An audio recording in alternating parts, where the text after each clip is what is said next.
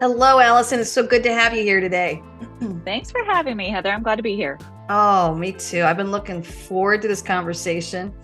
For my guests, I have Dr. Alison Cook here, and I got to discover her. You don't know this, but I've kind of been stalking you, Allison, because I went down to a retreat in Claremont, man, I want to say almost 5 years ago, where your co-author, Kimberly Miller, was there with you with your first book, Boundaries Yes. for the Soul. hmm And several times people kept saying, "You remind me of Allison, Heather. You need to meet Allison." I go, "Why is this the one retreat where Allison didn't come?" I think you were sick. Oh, But it's so fun to have you here, and even more so to have you here for your new and latest book, The Best of You. And for my people who are watching me, I'm holding the book up. For my listeners, I'm holding the book up, but it is on Amazon, and I have just been so thoroughly enjoying this. And your focus as a counselor is on, sounds like, integrating both your faith and the journey of our mind, heart, spirit. You could probably do a much better job explaining who you are and what you do, but this is what I've loved so much about the book. But I want to just hand it over to you. Tell us a little bit about who you are and what you do. yeah. Thanks for having me, Heather. And I'm sorry, I was bummed I missed that retreat as well. There's always so many great people that Kim gathers. I am a psychologist, and my degree is actually in religion and psychology. I was Mm, fascinated with this idea of the psyche, which, has come to mean, the study of the mind, but really originally psyche was about the soul. And so there's mm, this idea of ourselves as spiritual beings. And what does that mean? And everything related to that. And this book really is sort of my own journey of this idea of true self, which has really mm, been around forever. It's kind of taken on new connotations and more popularized lately. But what does it mean to have a self? And why mm, is that really, for me, the question has become, why is that so important to the work of setting boundaries? Everyone, mm, my work, it's like everybody wants to set healthy boundaries. And as I kind of backed my way into it, I was like, well, really, you can't do that until you understand this person that you need to protect with mm, those boundaries. And so comes out of my clinical work, and it comes out of my own journey, just mm. trying to figure out what it means to become a whole self. So that's kind of my Yeah. area of specialty, is how do we become a whole self? How do we become a whole person? How does that mean, this idea of boundaries, which sometimes people think is negative? It's, again, but Mm-hmm, really it's just the outgrowth of being a mm-hmm, human, is having these mm-hmm. healthy limits. And then how do we bring our faith or our spirituality into that? Oh, I just loved it. And here's a funny thought that I had as you were talking. Did you find that you kind of wrote your book for you as uh, part of your journey? 100%. This one, 100%. Yeah. Me too. I mean, Me yeah, too. I wrote the book, The Life You're Made For, and I'm like, yeah. I think Oh, it was me saying to myself, Heather, this is the life you're made for. This is why you get to believe what you believe. I mean, it's almost my personal manifesto, and I hope it helps other people. But I I yeah. I saw you working out so much of your own journey in it, and I appreciate it. I felt like you kind of lifted the veil back up and said, yes, I'm a psychologist and a theologian, but here's why I believe what I believe. But more importantly, here's some of the experiences that got me here. Yeah. And I wondered if you could speak to a little bit about that. What were some of the driving experiences that really made you say, I want to start talking more about true self? Yeah. I mean, my background was growing up in a very kind of overt faith-based community. And it wasn't bad. It wasn't a negative experience. Mm, That being said, so I developed a love for God and a belief in God and a faith at a young age. And that became very real to me in college. I went back east. I grew up in a little town in Wyoming.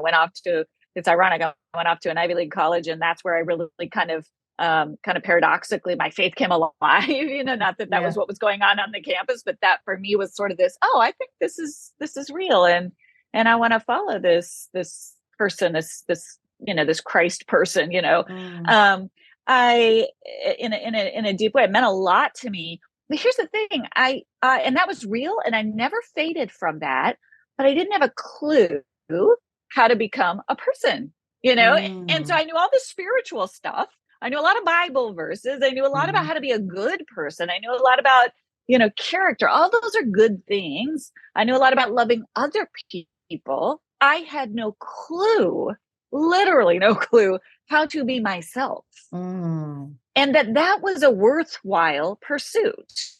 In mm, fact, I thought it was selfish. I thought it was bad. I thought mhm, that, of course, we're supposed to die to ourselves. We're supposed to deny ourselves. These are messages most of us get if you're in part of a faith community, but we really get them, a lot of different ways. And I really took that literally. mhm. If I should never think about myself, which is really a terrible recipe for life. And so, come my early 30s, and I essentially had I Mm, completely had, I was lonely, complete burnout, essentially, mm, because I hadn't paused to pay attention to mhm, myself. And so, mhm, yeah, absolutely. This book comes out of my own journey of learning.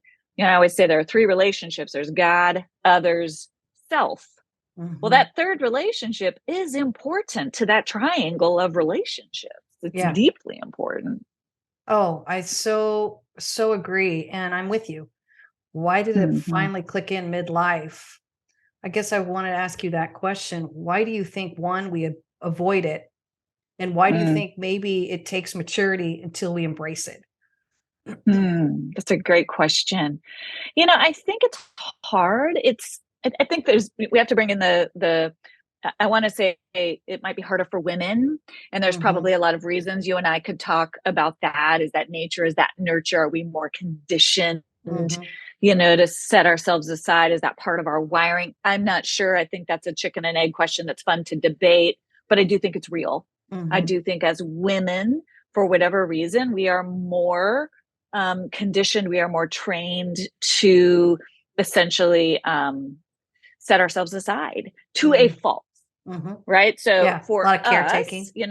Mhm, the call is to, hey, it's okay that you have a need. Hey, what do you need to do for yourself today? mhm, And I think that's also true for people, anyone who's been. I had a couple of guys, a lot of guys read the book, but even guys who've been in any way, especially people of color, anybody who's been marginalized, right? They're mhm, already dealing with this, I don't belong, I don't fit in. So when the message for that person is, well, just deny yourself, that's not the right message mhm, mhm, for folks who've already been sort of diminished, set aside, mhm. sidelined Yeah, in and this life. unheard and unlistened and unvalued. Yeah, Yeah, well yeah, said. It goes so much back to balance, yeah, making sure that you let yourself recognize the journey you've been on yeah, so that you can get the equipped what you need to continue the journey that you know instinctively you need to get to.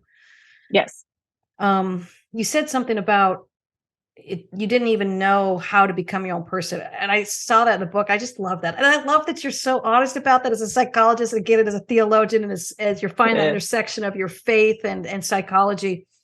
Because I think I want to ask you, what were some of the signs that made you come to that self-awareness of, wow, I don't even know me. And as you yeah, kind of working with people, I'm sure you're starting to see yeah, some of those signs, but what are some of those universal signs that say we've kind of lost ourselves and it's yeah. time to go find ourselves? Yeah. Yeah, I'm very aware of the cliche, right? Of the therapist who knows how to help everyone else and has no clue and is rigidly and dogmatically denying her Yeah. own symptoms. Yeah. I mean, it is a cliche and it's also true. Um, I was, almost finished with my doctoral work. I had been Mhm. working as a therapist. I had been working as also working to put myself through graduate school, volunteering at church, one by one. My girlfriends were getting married and moving away. And, each one of those micro, nothing major, but Mhm. each one of those little things, I just kept pouring myself more into the work of giving out and not pausing to notice, oh, wait a minute, I'm losing my Mhm. community. Oh, wait a minute, I don't have any friends. Oh, wait a minute, I'm living by myself. Oh, wait a minute, all I do is work and go home and sleep. I mean, Mhm. it was like I wasn't aware, I wasn't paying attention, and just working harder and harder and harder. And for me, in hindsight, I can see the Mhm. symptoms lining up for about a year. Yeah. At the time, Mhm. literally one day, and it's fascinating to me, right? Because we Mhm. study this stuff. Our bodies keep the score, as Bessel van der Kolk says so poignantly. Um, one day, it was fascinating. I had a day off And I thought, oh, this is great because I've been working really hard. I just need to. And all of a sudden, I'm sitting by myself in an empty apartment that was literally like a white box, like it wasn't decorated. Another, wasn't taking time to literally kind of care for my own space. And I just remember sitting there, and there was no one to check on. There was no one to help. There was no work to be done. And instead of feeling relief, I literally had a panic attack. And I knew what a panic attack was because I studied it. And diagnostically, I was like, this is this isn't anxiety. I am, but all that head knowledge does you no good when you're in the middle of it. So, in that moment, I called a friend of mine who was a therapist, and was like, and she, I had people there but it was like all that head knowledge doesn't do you any good, because the reality is you have to learn to pay attention to the cues your body is sending you. And so over the course of that next year, that's what I had to do. There's no shortcut, I've had to do it several other times in my life. Like, oh, I've got to go through this same process that I take other people on. I've got to learn to turn around, take a look at myself, my body's worn out, I am exhausted, here are the cues. Now I've learned to kind of pay attention a little bit more in advance, but I would say those are the cues. I mean, you don't have to have a full-on panic attack or full-on breakdown, burnout, but loneliness, resentment, starting to be resentful towards the very people, you're trying to help. Just that edginess, that irritability, anything where and you're not pausing to go, what is happening with me? What is going on? You would do that for a friend that you noticed. Hey, you seem a little off. You're a little edgy. You're a little more amped up. What's going on with you? It's learning to do that with ourselves. Yeah. Oh boy. I have a couple thoughts running through my head, but it makes me think of this. It's an allegory I use throughout my book about this little girl who gets be given a bracelet, and she loves the bracelet until she gets a bunch piled on, and it prevents her from jumping on her tire swing and spending time under the stars, both of which help reveal her true self and help her return home to herself. And it's this very simple allegory, but my clients now will all use it and say, Heath, I need help getting on my tire swing today. Heath, I've got too many bracelets I'm trying to balance. Heath, when's the last time I spent time with the stars? I don't even know where the stars are anymore. And that's the work I do. And I will say all this with my fingers pointing back, but I'm leading to this question of what makes us avoid ourselves, or worse, abandon ourselves? I think I want to say three things. I love that metaphor. It's beautiful. Just that idea of the weights, right? I think one is just the way childhood wounds, trauma, the way we were conditioned. If we were never taught, it's just not we were never taught how to care for ourselves, how to honor ourselves. How would we know? How would you know how to do that if you weren't taught that? So number one, and worse if you were neglected or abused, or even just benign neglect. You don't know what it feels like to be cared for. So number one. Number two, I think it's kind of in the, culturally, I think it's changing. I think this is changing, but for those of us who grew up in the 80s, early 90s, we didn't get those skills.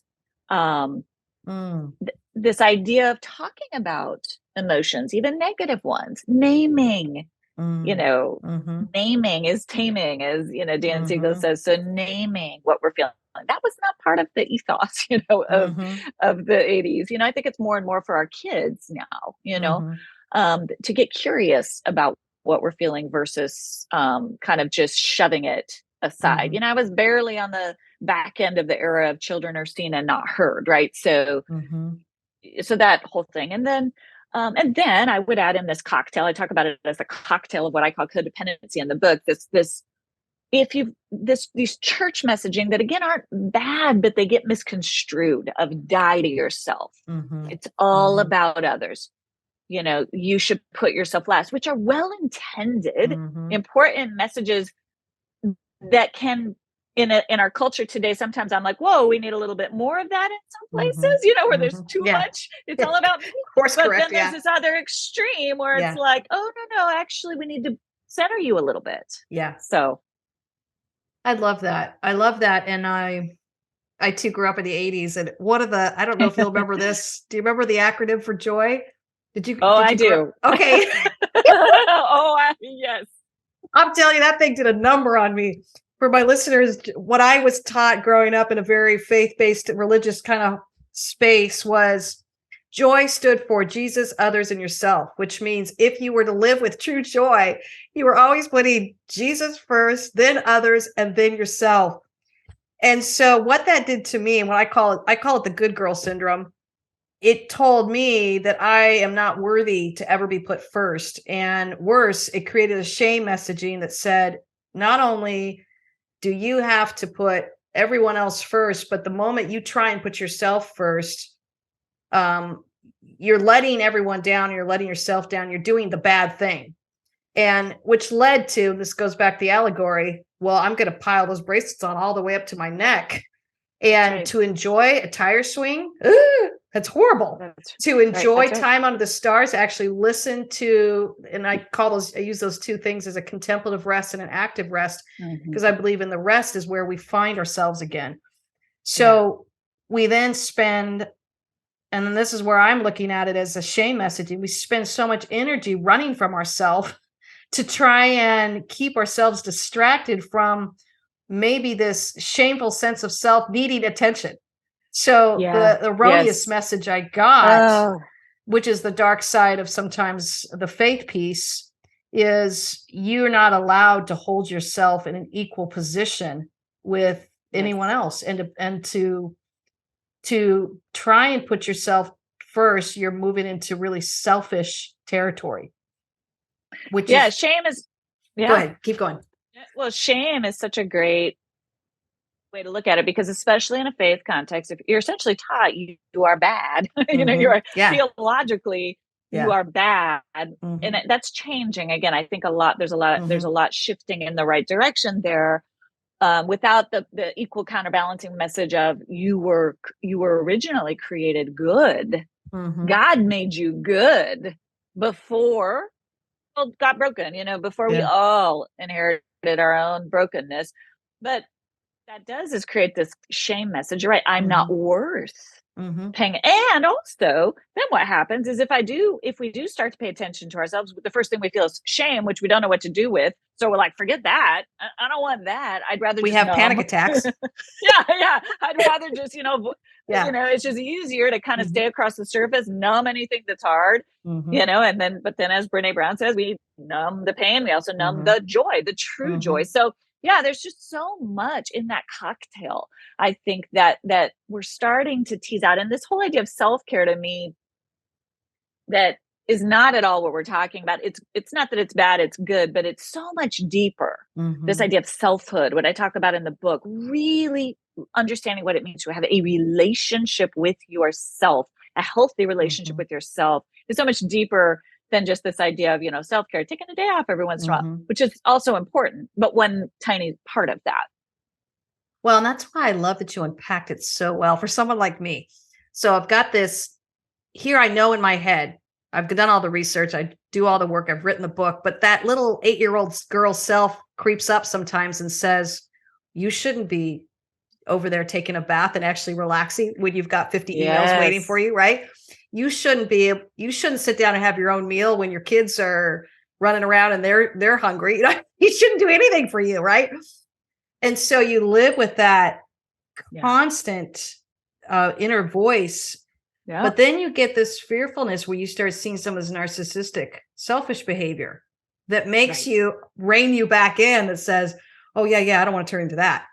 So I think what I loved in your book, and I'm looking at it right in front of me, you talked about selfishness, selfhood, and selflessness. That helped me go, I love that she's not going to let me drift over to selfishness. That's right. And I love that you helped me create those containers to stay safe, so to speak, that I get to continuously evolve with my sense of self and call other people to join me in that, and to join other people in that as well, without us moving into this extreme selfishness or narcissistic behavior or self-indulgence that just takes us out of life or makes us lose touch with reality. Can you speak to a little bit of those 3 areas? I just loved it. Yeah, because so much of selfhood in the chart, which you're alluding to, is it's like selfishness. It's all about me. Whatever I want, I do. I don't care what other people think. That's not what we're after. That's not healthy. Selflessness, which is sometimes held up as the model, is I never think about my needs. I only think about others. I always defer to other people. That's also not healthy. Doesn't lead to healthy relationships, doesn't lead to healthy, work, it doesn't lead to healthy anything. Selfhood, as in the middle column, as I have it in the book, is I consider my own needs and I consider your needs. I consider my own kind of convictions and I consider what the insight you're giving me. I consider both of us. And it actually leads to real relationships because you got 2 people, each with their own set of ideas, each with their own needs, each with their own wants. And guess what we got to do? We got to talk. We got to negotiate. We got to come together. That's a healthy relationship. So selfhood is having the strength to know what I need, know what I want, know what my values are, know what my gifts are, know where my limits are, not so I can lord them over you, but so that I can come to you open-handedly and say, this is who I am. I want to know who you are. And that's where a beautiful start to healthy relationships, healthy community actually begins. Sometimes we set aside things that we want. But when we have strong sense of self, we're not doing that, but in a martyr, saying like, it doesn't matter. It's, it doesn't matter what I want. It's like this, I would prefer to do something else, but you know what? There's a higher good here. And so I'll set that aside for this higher good. That's healthy self-sacrifice. It's not knowing what you actually want or need in any given moment. Well, and it also seems like it would really address loneliness. Yes. Isn't loneliness a form of avoidance almost?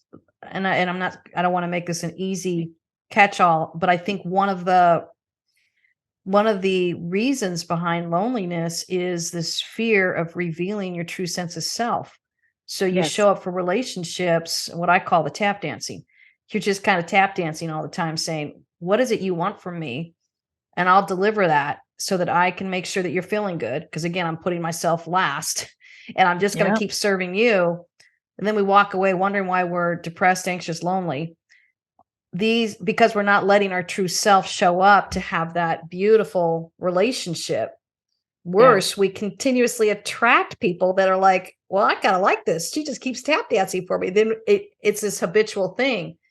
But it takes a tremendous amount of courage to show up and say, I want to join a kind of a 50-50 relationship here.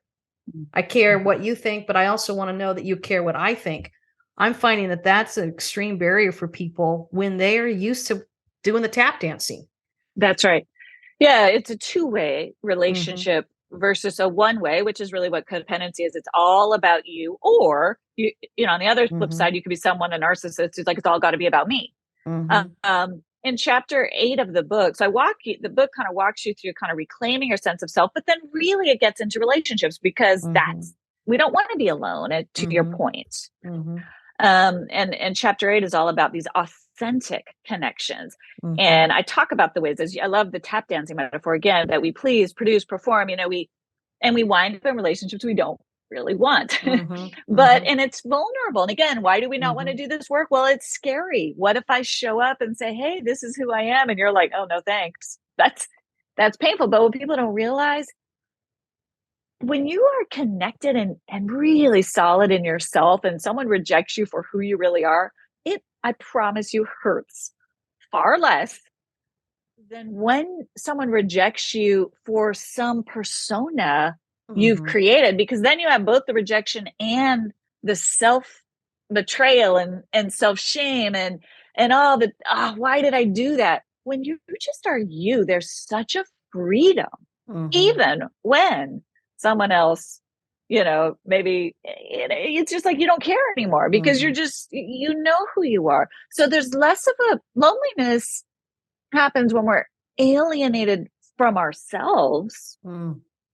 And we can be surrounded by other people, but so that some balm to loneliness occurs when we reconnect to who we really are, and also when we begin to draw in the people who want who we really are. It's a twofold process. That's so good. I had to write that down. Loneliness is when we are alienated from our sense of self. And I've definitely Yeah. experienced that. And as you were talking, it made me want to ask this question. I know you've experienced rejection. I've experienced rejection. And you're right. When it's a persona out there, you're right, it's a double whammy. It feels hard Yes. for two reasons. But more recently, I'm thinking of a conversation I had about a couple months ago, and it was full blown rejection, man. I put myself out there and it did not go well. And I'm sitting there going, oh, this does not feel well. This does not feel well. And I had this interesting thought, though. I thought, this would have crushed you years ago. This would have Mm, really been hard to rebound from. But I was like staying in that moment saying, this hurts and it's uncomfortable, but it's simply because they don't know what to do with your pain. So mm, we're all going to be okay. And mm. you get to scoop yourself up and go take your pain somewhere else where someone else knows what to do with it. That's And you good. still get to love this person. I mean, that was a huge breakthrough for me. And I guess I Yeah. want to ask you, what recommendations do you give for people who have dealt with the rejection and they don't know Mhm. how to rebound back? Yeah. Well, first of all, I love what you're saying because I think that's true. It still hurts. I've had Mhm, that experience too, where, and frankly, there's a reason we hide or mute mhm, ourselves, or there's a reason. Sometimes people don't like it when we show mhm, up, even in our pain or in our glory. They don't yeah, like, sometimes people don't like either one. yeah. And it hurts. So that Mhm, I don't want to minimize that. But I love what you're saying because there is this sense of, again, when you're connected, which is the opposite of self alienation, when you're deeply connected mhm, to who you are, to, in my language of faith, to the God who made me mhm, and delights in me, mhm, right? It's like, mhm, ouch, and I always say to people, let that be an ouch mhm. versus I suck, or I'm a Oh, terrible person, or I'm going to go in a shame spiral right, for 10 days, right? Let's get right. it to an ouch. Yeah. I'm sorry. I want to just add, if you're not, I don't, I should, I hope you're okay with I suck. I kind of just was in the Oh, moment. no. So I'm okay I'm with that and even apologizing. more. So, you're Okay. good. Stay in the moment, Allison. Okay. Stay in the moment. You're going. All of a sudden I'm like, some people don't like that word, but I mean, that's what you feel, right? Like, that's what I Yes. feel. I'm like, I suck. Yes. Um, but I've learned in my own life, and I see it all the time in the people with whom I work. You move up to a ouch, but Yeah. guess what? You also then know how to go to the people who you've cultivated healthy relationships with after you've done this work, Mhm. where you're like, ouch, and they're like, yeah, and they know what you need. So you're also known in that. That was the big surprise for me. I talk about in the book. I had another kind of trauma. It was a medical crisis 2 years ago, and what was fascinating to me with that one, it was medical, so it was totally different, but I still had to go through a process, was, oh my gosh, I have people around me who get me. Mm. I was like, it still hurt. It was still scary. I still dealt with all the feelings, but it was so different to go through that experience going, oh, I've cultivated these authentic connections. Yep. So I'm not alone. Yep. So I think, it's like the more Mhm. health you Mhm. bring, the more health you cultivate, the more Mhm. health you have when things are hard, when the rejection comes, the more resources you have. It all kind of is a virtuous cycle, an upward cycle versus that downward shame cycle. Well, yeah, and I think you said this a little earlier, and I just love this phrase of staying curious with yourself. I think going through that trauma and staying curious with the community and the people that you had chosen and that they got you. I think that's so powerful. And in my experience, going, oh, this is really awkward. This person is not getting me in my trauma. And we're all going to be okay. Just stop talking, Heather. Stop talking. Land this plane. See if we can get out of this conversation. Give them a hug and go find your other people. And it's all going to be okay. I could feel that. You could feel it. You could feel it. And I think that's that piece I want to offer to people. Stay curious with yourself versus, and I've done this That's right. before. I've taken grief and that almost that humiliation of they don't get me. There must be something wrong with me. I do suck. That's right. This just confirms my suckiness, which is the shame spiral, the shame right? spiral. And that is so painful versus I love what you're saying. You found in your body in that moment, oh, this isn't going well.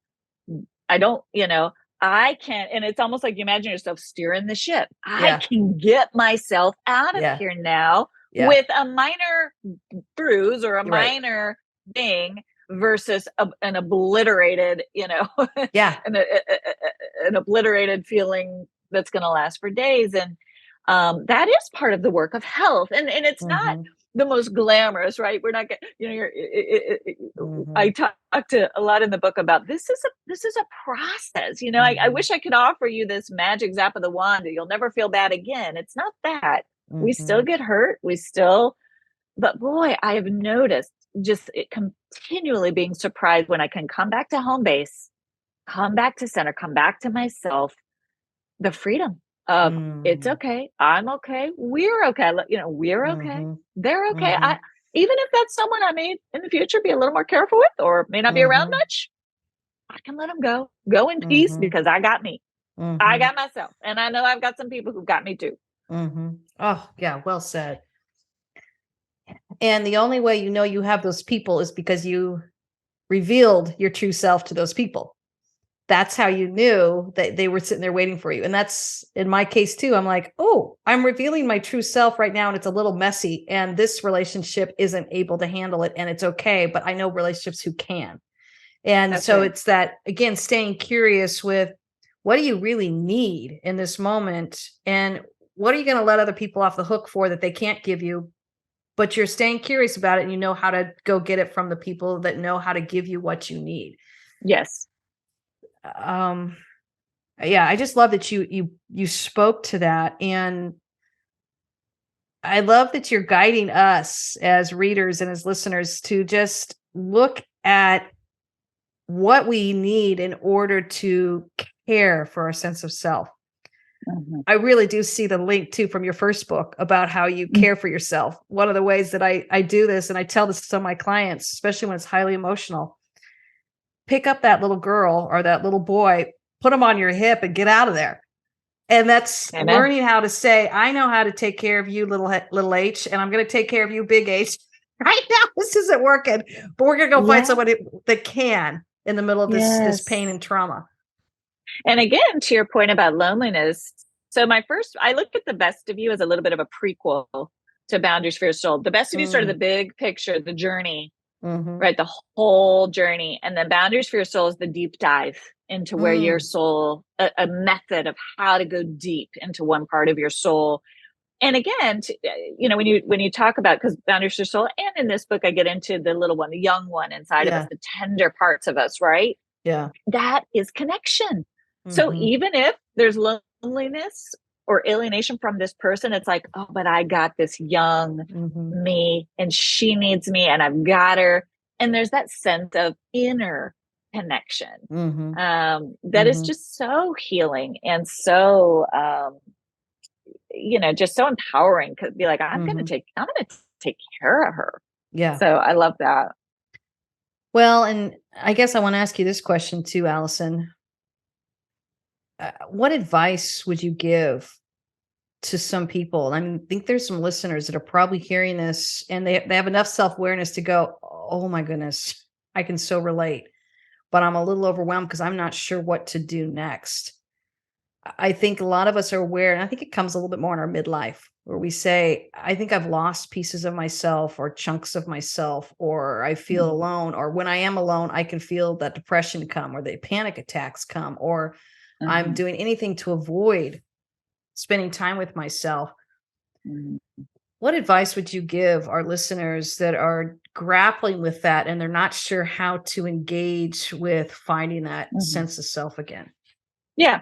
So two things. One, there's a chapter in the book called Finding Your Voice where I kind of walk through the holistic learning to understand the different parts, the protective ego, the young one inside of us, listening to the cues of our body, which anxiety is usually of this, a body experience, it's tension, it's, feeling in our, like, crawling out of our skin, whatever it is.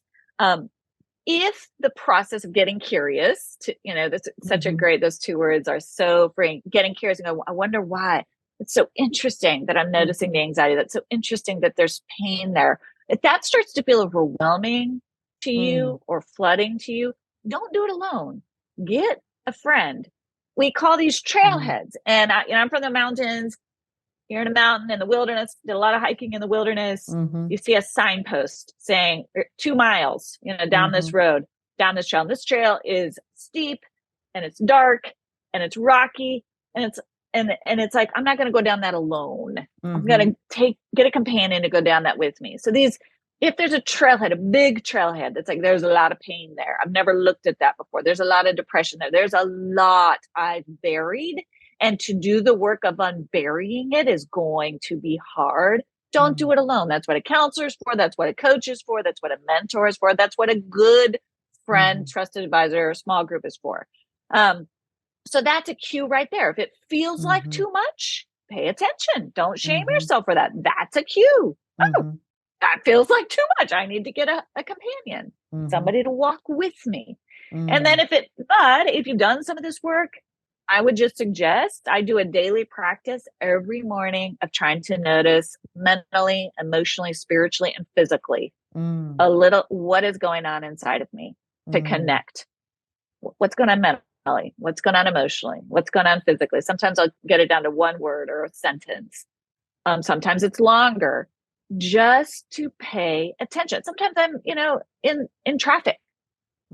What's going on with me? Check-in, MEPS. We call it, my husband and I call it a MEPS check-in. What am I doing mentally? What am I thinking about? What's going on emotionally? And the more you do that, the less overwhelming it is, because you've trained yourself to trust yourself. Like, oh no, okay, that feels big. I need to call a friend and talk about that. You learn to pay attention. Oh, I love that. What are some signs that something feels too big? I think if something feels too big, you'll feel anxious about paying attention, thinking about it. It's like, that's, you'll just feel it in your body. You'll feel a sense of, oh, I don't want to, no way. If you don't, that's a good key. Okay. That's one to note, say, going to talk to a friend about that. If you notice yourself kind of a subconscious reaction, every time I start to think about that, I just reach for the ice cream, or I reach for I just notice myself checking out. That's a cue. Now, sometimes we're not aware of that because we do it, subconsciously. But if you start to notice, man, for a couple of weeks, I have just been reaching for the booze or reaching for whatever. There's something going on with me. Don't shame yourself. Tell someone, find a safe person. I've noticed this. I kind of want to process this out loud. You're speaking up for yourself. You're learning to advocate for yourself. Wow. Well, I'm going to get a little vulnerable here, so feel free to speak into my life. But I could feel that something was off in my life, and I think I want to speak to this idea of nurturing your sense of self. Yeah. And this morning I thought, when's the last time I weighed? I haven't weighed in like probably 8 months. And my clothes are feeling a little tight. I got on the scale. I'm like, did I gain 13 pounds? It's so not me. And I could feel the shame starting to creep in. And I literally said, I'm going to love you through this, head. I'm going to love you through this.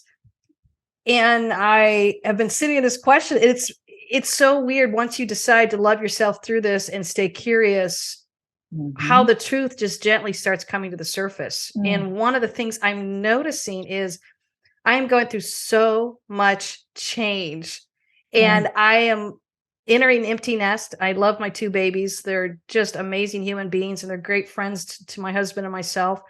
Our marriage is shifting of 30 years, everything from empty nest to kids to a career. And we're both in counseling and loving it and leveling up in our marriage, but just a lot of like uncertainty. My career has completely grown in my company.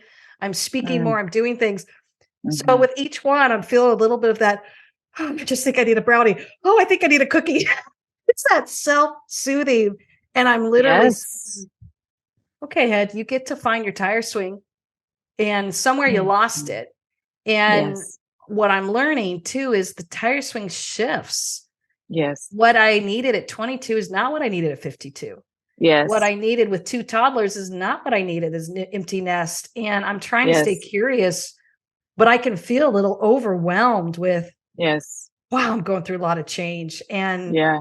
I see why you've been reaching for those things, and you're going to be Mhm. okay. But we've got some work to do here. And we're going to go find safe people, relationships to help guide you through some of the things that you're kind of scared about. Yeah. I guess I'm just kind of confessing that. I just think, speak to that a little bit, Allison. Coach me Yeah, through it's this. it's beautiful awareness, and just everything you said from the moment you were like, wow, okay, I could feel the shame. I tried to kind of gently turn from that, because that's it. We have to practice that, Mhm, to getting kind of, and here's what I hear in everything you're saying, Heather, is you kind of realize, wow, there's a lot going on.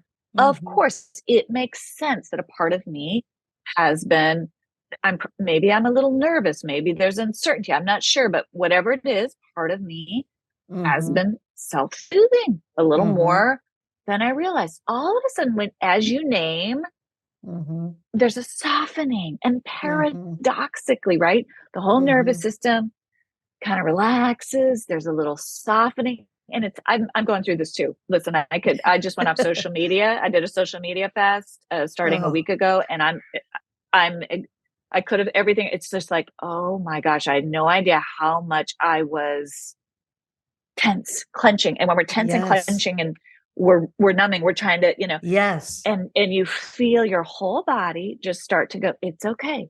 We're going to Mhm, get through this. We're starting to pay attention. You're going to be more mhm, aware. My mhm, guess is that you're going to start to now be more mindful, slow it down. mm, And again, it's not going into your linear brain, it's just being present. mhm, When you get up tomorrow, okay, let's notice when, you know, what am I feeling today? What feels mhm, like too much? Is there some mm, fear, unaddressed fear about my mhm, kids leaving? Is there some grief mhm, that I haven't yet really paused? What mhm, is kind of at the root of mhm, that? And it takes just that. I don't want to say time, because it's not just literally mhm, time, but it's that deep time. That it's almost less time. It's mhm, just that attentiveness mm, to just those deep breaths mhm, of kind of letting the numbing fall away, letting the thinking fall away, till you just begin to notice, what is the thing beneath mm, the thing. mhm, I'm mhm, tired, or mhm, sad, or I'm just needing a little more blank, mhm, whatever it is. I'm mhm, going through the same thing, and it's mhm. fascinating to me, and it is different than what it's ever been for me before.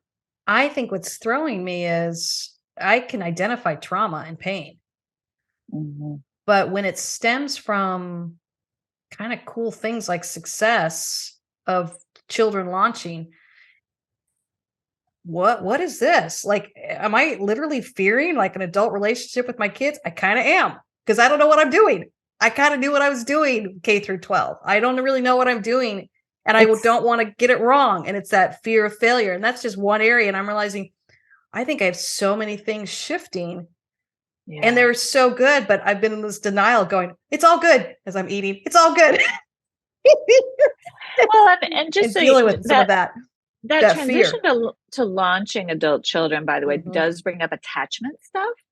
So even, Mm, which is primal, which is, mhm, just, and so even if you've done a lot of healing, any transition, especially with kids, and especially with kids leaving the nest, can bring up some of that attachment. A young part of you may feel like they're mhm, leaving, where 90% of you is like, this is healthy and good, I want my kids to go.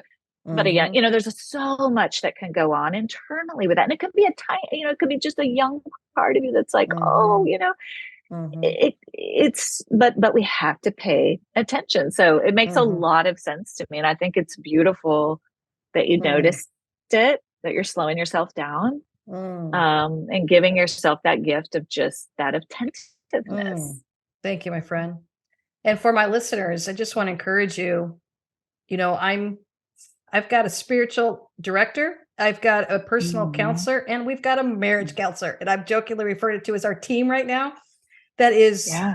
supporting us in such a beautiful, positive way, not a traumatic way, not in a way that makes you feel just dreading going and seeing Mhm. them, but more of a relief that That's right. someone hears you and sees you. And I think as Dr. Allison talks about this idea of seeking out help and support, I just want to always encourage our listeners, stay in the driver's seat with that. If you're seeking Yes. out a counselor, a coach, a friend, I don't care if it's professional or informal, it gets to sync up with, does it make you feel more seen, valued, and heard? That's right. Because we're in the middle of transition and it's a vulnerable time. And I have a very high standard for that. I am acutely aware that I'm in a vulnerable space. So I am Yeah. very selective of both my professional help that I am inviting in, and I'm also very selective of my informal help, my friendships I'm inviting in, whether I'm sharing it with them or whether I'm just going to coffee and having a walk. There's still this space that I need to have people that are in my life that are supporting my vulnerable That's good. space without me even having to share everything. I think I'm trying to say something that's just helping almost a protectiveness for our listeners to say, this is vulnerable and it's Mhm. okay to slow it down That's right. and it's okay to step into this and say, I just need safe people. I need safe people. I need kind people. I need good people. That's And right. these are things I'm saying to myself that are helping me love myself That's right. being 13 pounds overweight or being overeating in comfort and fearing things. I still am in the driver's seat. I'm still navigating this. And it's okay to get the right people in the car with me, but they better be the right people. And if they're not the right people, I get to ask them to politely exit my car because I'm working really hard here. We go through seasons, and I'm telling you, I'm going through the same. It's so fascinating listening to you, this energy, because we go through seasons.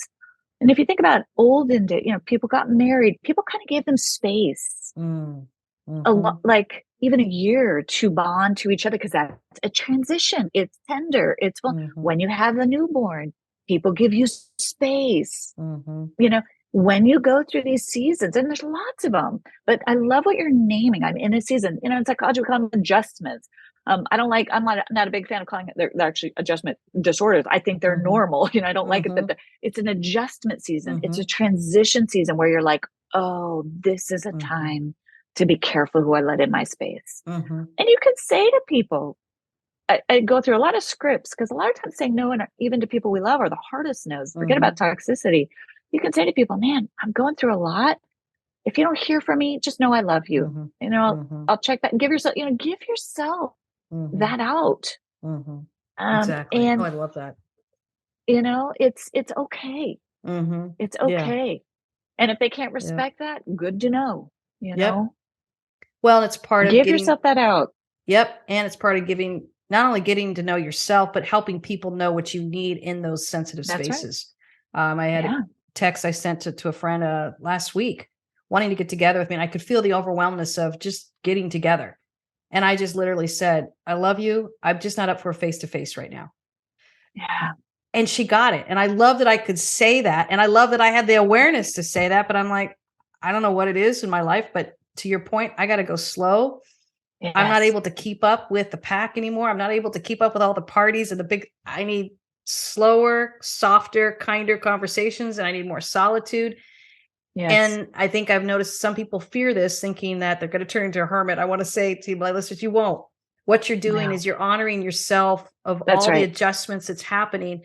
You'll return with more vigor and vibrancy than ever. I promise. But if You're we delay it, we only prolong this avoidance of our sense of self.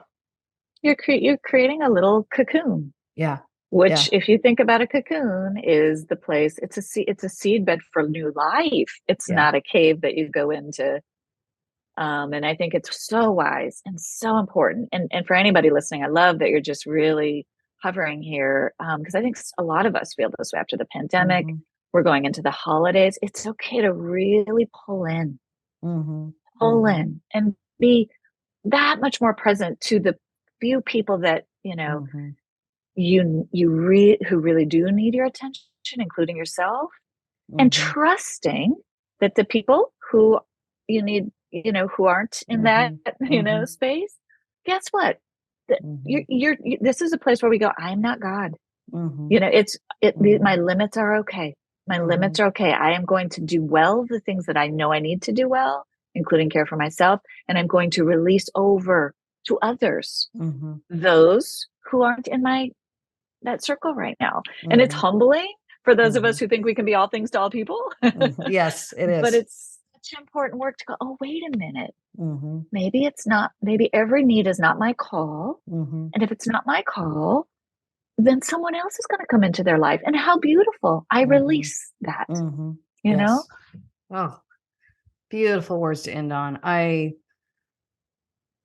want to thank you so much for just taking the time to talk with me and to my listeners, because I believe what you offered is so much truth, but it's life-giving truth. And I want to encourage all my listeners to pick up her book. If you're like me, I read the first chapter and I thought, I'm bringing this to my girlfriends. I'm doing a book club on this because I want to talk about this. And these are some really beautiful friendships in my life. But I think as we wrap up here, Alison, I just want to ask you, what do you want to leave our listeners with that will encourage them in this finding their true sense of self and really loving themselves through it? It is so worth the discomfort, the fear, the what if I lose everybody, the kind of the things you were saying, what if I become a hermit? Those are normal fears as you really allow yourself to surrender to this process of becoming. But you are so worth it. There is a beautiful young little one inside of you that needs you. There is a beautiful soul.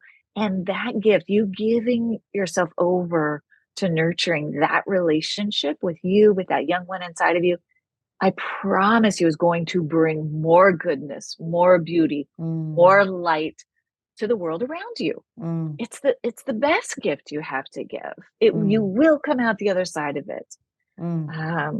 So surrender to that process of becoming, and hold those people, that get that, because they're priceless.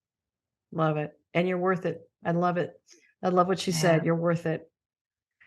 All right, friends, we are cheering you on. We are behind you, and we're doing our work too. That's right. We are. We are not above any of this. This is a conversation we're probably having for ourselves more than even our listeners, Alison, huh? Yeah. Thanks so much for joining us today. I appreciate your authenticity. And again, I'm encouraging everyone, they can find you. No more on social media right now, which I applaud you. You're taking a break, but no worries. She's on Amazon, and you can find her book everywhere. And she's just, I have a weekly email. I'm still doing that, so people can connect with me there, dralisoncook.com. But I will be back on socials at some point. Yes. And she's got a website. I've already sleuthed you on your website a little bit and signed up for your email. And I do love your emails. They're very poignant. So thanks so much for joining us today. Thanks, Heather. You're doing great work here. I appreciate it. Appreciate the opportunity to be here. Take care. Thanks for joining us today.